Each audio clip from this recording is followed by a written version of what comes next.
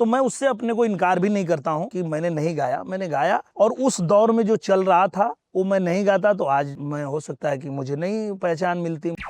जब मैं ये पॉडकास्ट डालूंगा तो कमेंट सेक्शन में कुछ लोग ऐसे भी हैं जो आपके आलोचक भी हैं, हाँ, वो ये सवाल जरूर पूछेंगे कि जो निरहुआ अभी इस तरह की बात कर रहे हैं, कभी किसी जमाने में उनके ऊपर भी ये अश्लीलता का आरोप तो लगा या उनके काम में भी अश्लीलता की झलक तो दिखी थी। उस वक्त को आप कैसे देखते हैं आज यहाँ से पलट के? बिल्कुल मैं उस वक्त को इसी तरह से देखता हूँ और बिल्कुल कोई बनावटी बात नहीं, एकदम सच्चाई और सच बोलता हूँ।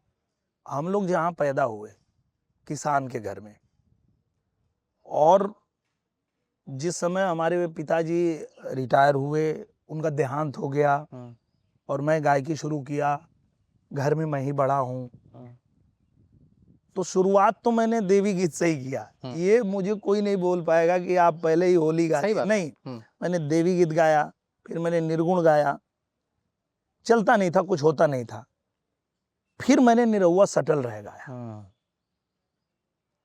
तो एक कटाक्ष था, एक व्यंग था।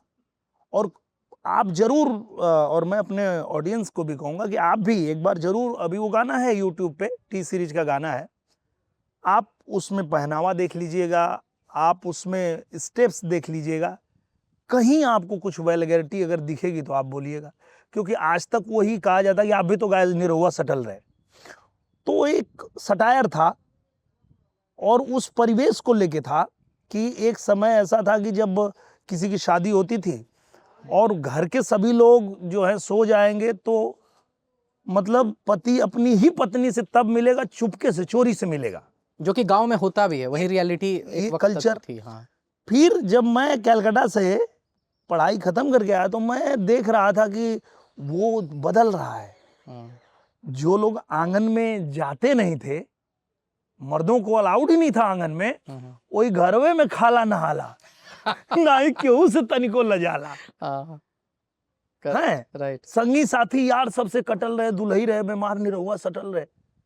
तो वो एक था और वो लोगों को पसंद आया।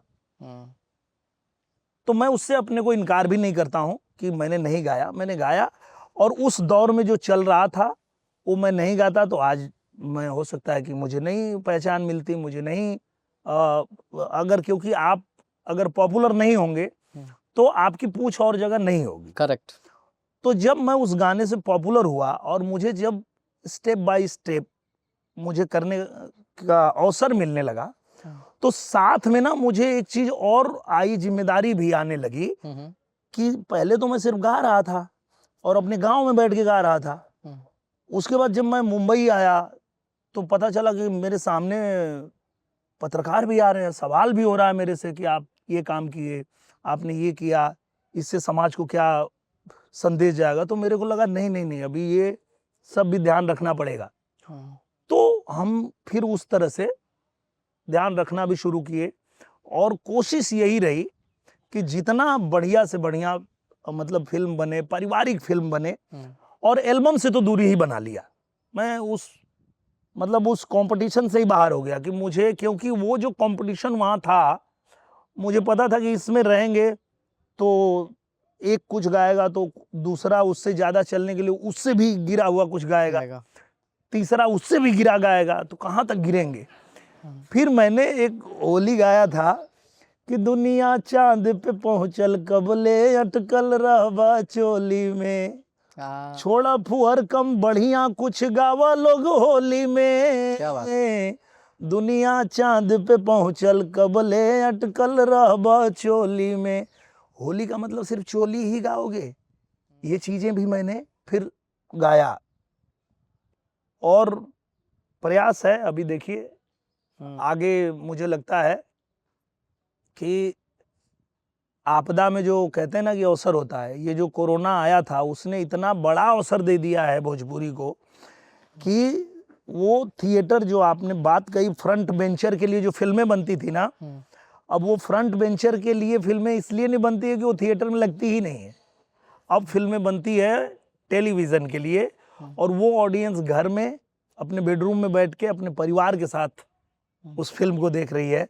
तो अब नैहर बन रही है, मंडप बन रही है, विदाई बन रही है, मैं मायके चली जाऊंगी बन रही है, इस तरह की फिल्में आ रही हैं। तो हमें भी लग रहा है कि यार जब इसकी आदत लोगों को पड़ रही है तो आज नहीं तो कल आप देखेंगे कि हमारे गाजीपुर में, हमारे पटना में तो है ही, हाजीपुर में, सिवान में, गोपालगंज में, हर जगह पे जब मल्टीप्लेक्स जिस तरह से बनना शुरू हुआ है, वहाँ फिर से हमारी फिल्में जब लगेंगी तो आप देखेंगे कि ये एक नया दौर शुरू होगा भोजपुरी सिनेमा का। Thank you for watching this full clip, और मैं आपसे वादा करता हूं कि इसका फुल पॉडकास्ट भी देख के आपको काफी मजा आने वाला है। Link in the description.